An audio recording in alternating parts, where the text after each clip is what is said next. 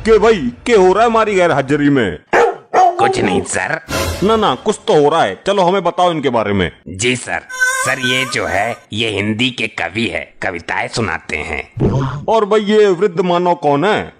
साहब ये तो बहरा है, सुनता ही नहीं है। बहुत बढ़िया भाई, विचित्र संयोग है ये तो। इस बहरे को किस जुर्म में लाए हो भाई? सर इसने बहुत अपराध किए हैं, लोगों को दूध में पानी मिलाकर बेच रहा था।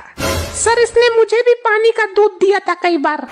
अच्छा भाई, कितना पानी मिलाया था तूने मुन्नी बाई के दूध में? अबे बोला ही ना ये तो। आशिकी के मामले में ये भी थी पूरी हिस्ट्री सीटर। कांस्टेबल साहब पहले ये बताइए मुन्नी दूध देती थी कितने लीटर? अबे ये क्या बक रहा है तू थाने में? ऐसी हरकत करना दंडनीय अपराध है मूर्ख कवि। अरे जितनी दूध की मात्रा होगी उसी हिसाब से पानी मिलाया होगा उसने। उसे बताइए कितना दूध देता था, तभी तो बोलेगा वो। लगता है इस बहरे ताऊ को उल्टा लटकाकर 3rd डिग्री देनी पड़ेगी। भाई मार्कंडे तू उससे बहस मत कर। क्या कहा भैंस? लगता है दरोगा जी मुझसे भैंस के बारे में पूछ रहे हैं। मेरा काम भी तो दूध का ही था। साहब मुन्नी भी कम हरामी नहीं थी अपने टाइम की, चाहे इस बहरे से ही पूछ लो। बता भाई मुन्नी कैसी औरत थी? सर काली थी। अबे दरोगा जी के सामने तो झूठ मत बोल कम से कम। मुझ पर ना जाने कितने फिदा हुए थे और कितने इस दुनिया से मेरे चक्कर में अलविदा हुए। अच्छा ये बताओ और क्या खासियत थी इसमें? साहब उसके पीछे एक लंबी पूंछ थी। हे राम, कितना झूठ बोलता है ये बुड्ढा। अच्छा और क्या देखा तुमने उसमें? सर वो दूध बड़े आराम से निकलवा लेती थी, एक टाइम में 8 लीटर दूध देती थी। क्या लगता है दिमाग बाथरूम में छोड़ आया है ये? नहीं, हे राम मैं मर जाऊं। ये शांत खड़ी रहो वरना जमानत जब्त करवा दूंगा। ए भाई ये बकवास बंद करो और सच बताओ, वरना थाने में झूठ बोलने का तुम्हें बहुत बड़ा दंड मिलेगा। बेटा सबकी टांग उल्टी करके मारूंगा।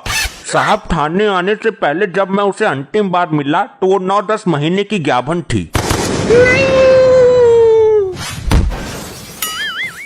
भाई हवलदार, इस बहरे ने मेरा दिमाग सुन्न कर दिया है। और इसको क्या हुआ है बता। सर अब इससे और कुछ मत पूछना वरना मैं बेहोश हो जाऊंगा इस बार। बिल्कुल सही कर रहा है हवलदार, उसको उधर खड़ा करो और इसका विराज को बुलाओ भाई। कोई दीवाना कहता है, कोई पागल समझता है। तो पागल तो तू है ही, इसमें समझना क्या है? देख लो सर जी, समझा लो इसे, ये मेरी कविताओं का अपमान है। शांत खड़ी रहो मुन्नी, एक कवि के लिए उसकी कविताएं औलाद से बढ़कर होती हैं।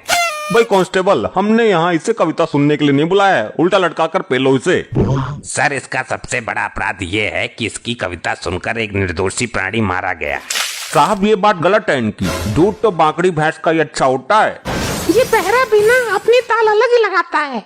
तो भाई ये बता, ऐसी कौन सी कविता सुनाई थी तूने जिसे सुनकर उस प्राणी की मृत्यु हो गई? साहब हुआ ये था कि मैं एक दिन कविता पाठ कर रहा था। कौन सी कविता थी ये बोलो?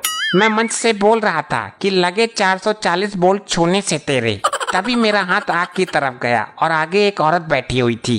तो आगे क्या हुआ ये बोल। बोल्ट तो हम खोल देते हैं भाई, किसका बोल्ट खुलवाना है? तेरे बाप का बहरे। क्या आपका? अरे तेरे तो सारे नट बोल्ट टाइट कर दूंगा मैं।